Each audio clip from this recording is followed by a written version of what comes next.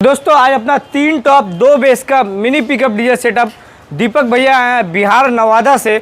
और इसको सेटअप को ले जाने के लिए तो सबसे पहले आपको बता देना चाहते हैं हम लोगों के पास ट्रांसपोर्ट का सुविधा है, गाड़ी का सुविधा है, कोरियर का भी सुविधा है।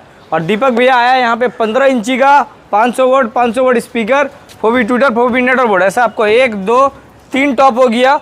और बेस का पंच के लिए 2 टॉप का सिंगल बेस दिया जा रहा है जिसमें 18 इंची का 1200 वोट स्पीकर आ गया। एक बार थोड़ा सा सामने आ जाइए भैया, यहाँ पे मशीन दिखा दीजिए। एक तो आपका डीजे 6000 मशीन दिया जा रहा है, एक तो आपका SM6 का मिक्सर दिया जा रहा है। अब अपना दीपक भाई से जानेंगे कि साउंड का क्वालिटी दीपक भाई को कैसा लगा। तो दीपक भाई कैसे हो आप, ठीक हो? हाँ ठीक है। तो दीपक भाई साउंड का क्वालिटी कैसा है? बहुत अच्छा है, एक नंबर है। हाँ बढ़िया। और क्या बजट में लेके जा रहे हो? 80,000 में।